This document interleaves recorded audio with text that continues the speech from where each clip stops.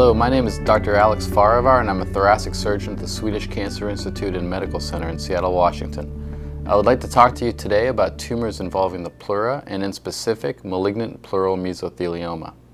In this podcast we will talk about what the pleura is and possible treatment options for cancer involving the pleura. With respect to anatomy of the pleura, each lobe of the lung is covered by a double layer sac that we term pleura. This covers the lung, it lines the chest wall, diaphragm, and mediastinum. We call the layer that covers the lung the visceral pleura. We term the layer that covers the chest wall the parietal pleura. Pleura also lines the diaphragm as well as the pericardium, the sac around the heart. The space between the two pleural layers is termed the pleural space. There are approximately 2,000 to 3,000 new cases of primary cancers of the pleura or malignant pleural mesothelioma that are diagnosed each year in the United States. We know that remote exposure to asbestos is a risk factor for developing mesothelioma. Tumors of the pleura can also be and are most often secondary to metastases from cancer involving distant parts of the body, such as colon, prostate, and ovary, while primary pleural malignancies, and this is defined as tumors that arise from the pleura itself, are fairly uncommon. Therefore, physicians tend to have a difficult time making the initial diagnosis of mesothelioma. We continue to learn more about malignant pleural mesothelioma with respect to the diagnoses, management, and possible treatment options. We now know that for a subgroup of patients, multimodality therapy or the combined use of chemotherapy, radiation, and surgery is associated with better outcomes than the use of any single one of those treatment options alone. Therefore, survival of our patients with mesothelioma is beginning to improve. Up to 80% of cases of mesothelioma are associated with asbestos exposure. The remaining cases can be related to family contact as well as non-asbestos type causes. People most often are diagnosed with mesothelioma in their 50s to 70s, and males are affected more often than females. It can be difficult to differentiate a malignant pleural mesothelioma from a different type of cancer that we call metastatic adenocarcinoma. These are two completely different types of cancer with vastly different treatment options.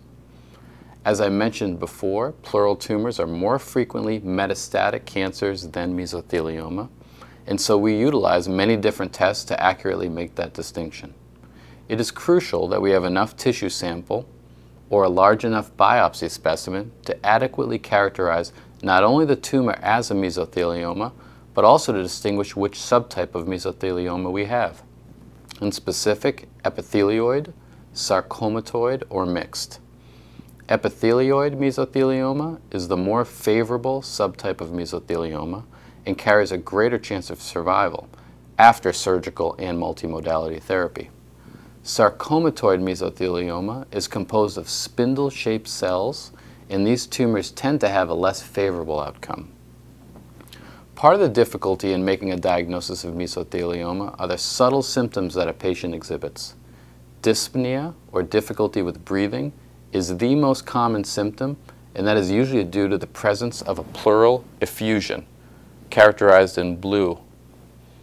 This accumulates in the spaces between the visceral pleura and the parietal pleura, in between the lung and the chest wall. Chest pain can also be common. Other symptoms include cough, loss of appetite, weight loss, night sweats, and even hemoptysis, or spitting up blood. On physical exam, there may be decreased breath sounds on the affected side. There can also be a mass in the chest wall, and this could be painful. There are a number of radiologic tests that we order while trying to establish the diagnosis. The stage, which tells us how advanced the cancer may be, and determine if surgery is feasible and in the best interest of the patient. CT scans of the chest are usually one of the first tests that we order. It is readily available and it provides some very useful data.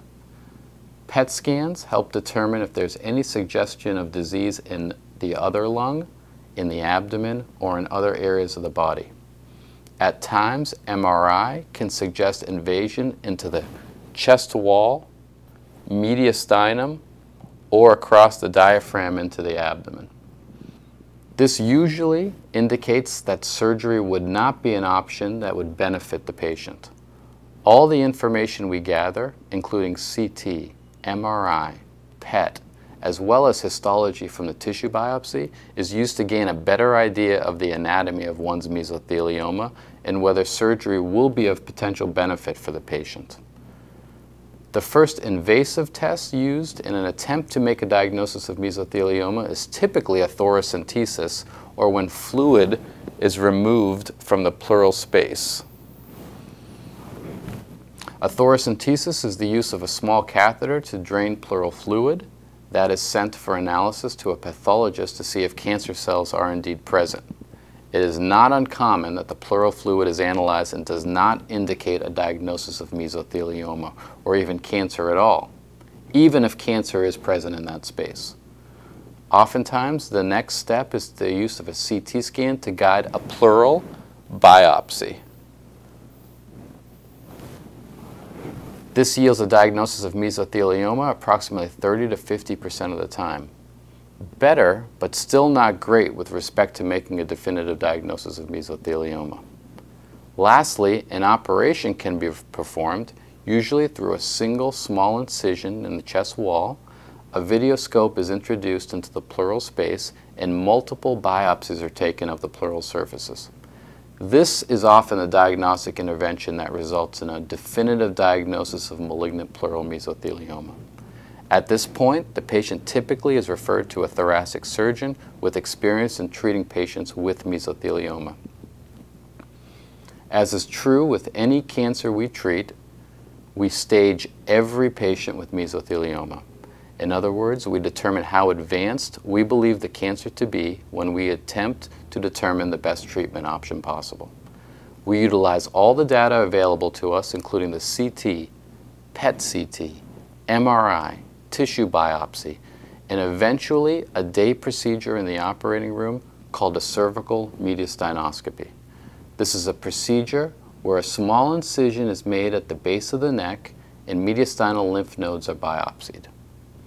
We now know that if the mediastinal nodes are negative for cancer, meaning no cancer is present, that these patients live longer than if the nodes are involved with cancer. If we suspect the possibility of mesothelioma existing in the abdomen, we may perform a laparoscopy to assess. This involves going to the operating room where a small incision and cameras are used to obtain tissue to prove the presence or not of mesothelioma in the abdomen. There are two operations that thoracic surgeons may consider performing for patients with mesothelioma. These are named pleurectomy and decortication or extrapleural pneumonectomy. Pleurectomy and decortication is a surgical procedure that involves removing both the visceral and parietal pleura. This leaves the lung in place. This can be a potential option for patients with very minimal or very advanced disease. An extrapleural pneumonectomy is the complete removal of the lung with its visceral pleura, the parietal pleura, the diaphragm, and the sac around the heart, termed the pericardium. We then reconstruct both the pericardium as well as the diaphragm using prosthetic material. We believe extrapleural pneumonectomy to be the better choice for people who are strong, are younger, or who have more bulky disease. There is no gold standard therapy for mesothelioma. Your treatment plan depends on the anatomy of your tumor and your overall status. Sometimes chemotherapy is done before surgery. Our thoracic group from Swedish has a recent publication describing our treatment philosophy and results in patients with mesothelioma treated with chemotherapy first, followed by surgery and then radiation. Patients with mesothelioma are better managed in centers where there is experience in treating this type of cancer, as well as with the complex surgical procedures required for removal of the entire tumor. Only by centralizing the care for the small number of new patients with mesothelioma seen every year to a limited number of medical centers can we continue to study, learn, and improve outcomes for our patients fighting this cancer. In the past, mesothelioma was considered to be a disease that could not be treated, in which only pain management should be offered. We have come a long way from those days. We now know there are interventions that can help certain patients live longer and more comfortably. The surgeries that we offer to patients have improved our ability to make accurate diagnoses before we head to the operating room. We continue to experiment, do research, and study our results critically. Thank you for listening to the Plugged Into Your Health Cancer Podcast program, Mesothelioma and Malignant Pleural Issues in Thoracic Surgeries. For more information, please contact your thoracic surgeon. A warm lead.